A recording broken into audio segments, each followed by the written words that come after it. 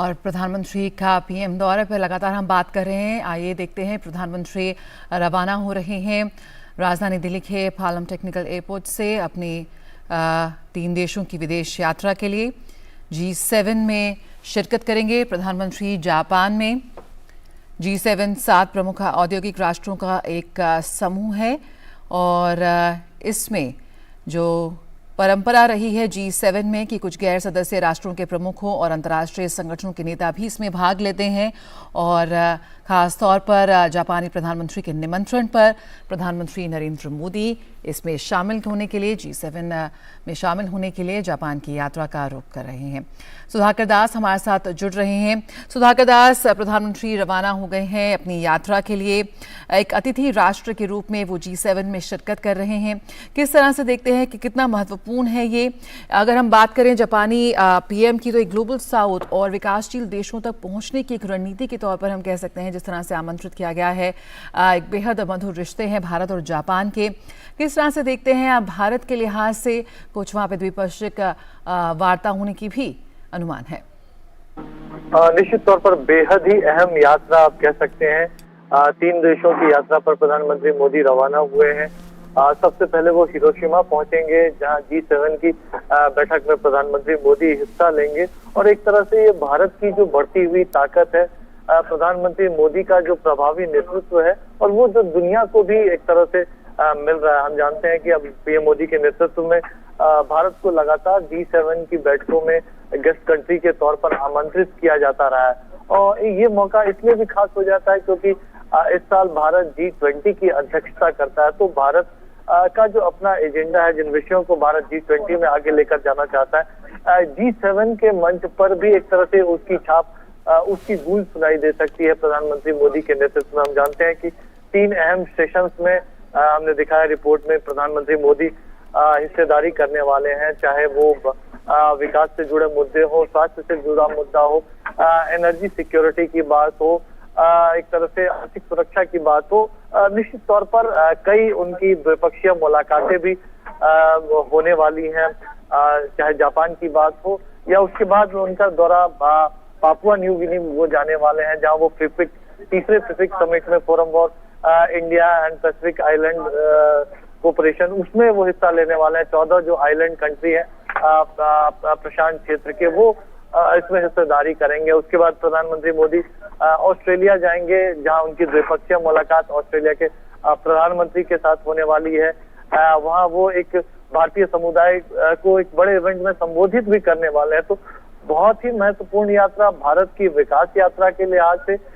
भारत की जो दुनिया में एक बढ़ती हुई ताकत है, और आज जब दुनिया के सामने जो विभिन्न मुद्दों की बात की जाती है, चाहे यूक्रेन जैसी समस्या की बात हो, चाहे फूड और फ्यूल क्राइसिस की बात हो, ऊर्जा सुरक्षा की बात हो, तो भारत का नेतृत्व नजर आता है, प्रधानमंत्री मोदी का नेतृत्व नजर आता है। तो क्या कुछ बात, चाहे G7 का मंच हो, चाहे पैसिफिक समिट की बात हो, या ऑस्ट्रेलिया में क्या कुछ प्रधानमंत्री बात रखते हैं, उस पर पूरी दुनिया की नजर रहने वाली है। भारत क्या कुछ कहता है, भारत किस नजरिए से समस्याओं का हल देखता है, तो उस पर पूरी दुनिया की नजर है। बिल्कुल सुधाकर दास, आप हमारे साथ बने रहिए। यहाँ पर राजेश राज भी हमारे साथ जुड़ रहे हैं। राजेश, प्रधानमंत्री, अगर हम जापान की बात करें, G7 समूह की बैठक की बात करें, तो वहाँ पर 2 सत्रों में वो शिरकत करेंगे, जहाँ पर खाद्य एवं स्वास्थ्य, लैंगिक समानता, जलवायु परिवर्तन, पर्यावरण, तमाम ऐसे विषयों पर वहाँ चर्चा होने जा रही है। क्या लगता है आपको राजेश, ये तमाम ऐसे विषय हैं जहाँ पर भारत बेहतरीन काम कर रहा है और वैश्विक मंच पर एक उदाहरण पेश कर रहा है।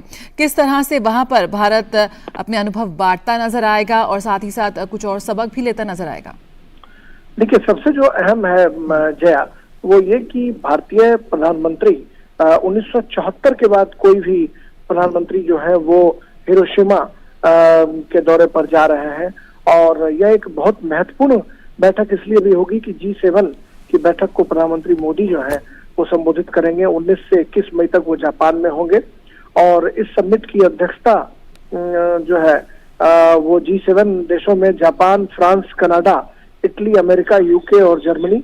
इस सम्मेलन में भारत समेत कई अन्य देशों को निमंत्रण दिया गया है। भारत इस सम्मेलन में अपने मुद्दों को रखेगा और चाहेगा कि उसका मैसेज पूरी दुनिया तक जाए। पीएम मोदी कई नेताओं के साथ द्विपक्षीय बातचीत भी करेंगे। खासतौर पर चीन के जो साथ जो उनके रिश्ते रहे हैं उसको लेकर के भी जी समिट में कुछ बातें जो है वो हो सकती हैं। और हिरोशिमा के बारे में ये कहा जाता है कि जो वहां पर पोखरण में जो विस्फोट हुआ था 1974 में, उसके बाद से भारत और जापान के रिश्ते जो हैं वो कहीं ना कहीं खट्टे मीठे जो अनुभव थे वो रहे हैं। लेकिन प्रधानमंत्री मोदी का जब वहां दौरा होने वाला है और वहां पर जब हिरोशिमा में वो पहुंचेंगे G7 देशों की बैठक में, तो कहीं ना कहीं भारत और जापान के जो रिश्ते पिछले दिनों जो प्रधानमंत्री मोदी के नेतृत्व में मधुर हुए हैं उसमें और भी रिश्ते में मधुरता आएगी। और कहीं ना कहीं भारत की ये कोशिश होगी कि भारत इस बैठक में विश्व शांति, स्थिरता, भोजन, उर्वरक, ऊर्जा सुरक्षा जैसे विषयों पर जो चर्चा होनी है, उस शिखर सम्मेलन में प्रधानमंत्री मोदी भी कुछ नेताओं के साथ आपसी बैठक भी करेंगे और निश्चित तौर पर भारत का जो पक्ष है उसको मजबूत तरीके से वहां रखने की कोशिश प्रधानमंत्री मोदी करेंगे। बहरहाल 3 देशों की यात्रा पर प्रधानमंत्री मोदी जो है वो रवाना हो चुके हैं।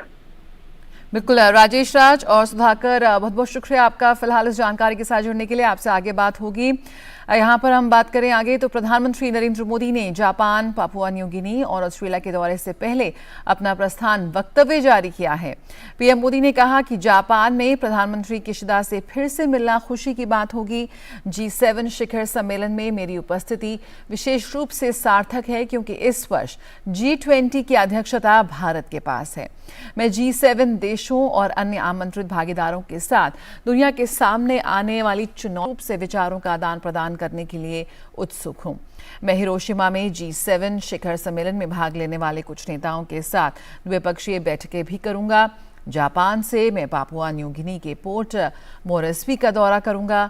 ये मेरी पहली यात्रा होगी, साथ ही पापुआ न्यू गिनी की किसी भी भारतीय प्रधानमंत्री की पहली यात्रा होगी। पीएम मोदी ने कहा कि मैं 22 मई को पापुआ न्यू गिनी के प्रधानमंत्री के साथ हिंद प्रशांत द्वीप समूह सहयोग मंच की तीसरी शिखर बैठक की संयुक्त रूप से मेजबानी करूंगा। प्रधानमंत्री ने कहा कि सम्मेलन के अलावा पापुआ न्यू गिनी के गवर्नर जनरल प्रधानमंत्री जेम्स मारापे और शिखर सम्मेलन में भाग लेने वाले अन्य नेताओं के साथ अपनी द्विपक्षीय बातचीत के लिए उत्सुक हूं। इसके बाद मैं प्रधानमंत्री अल्बनीज़ी के निमंत्रण पर ऑस्ट्रेलिया में सिडनी की यात्रा करूंगा।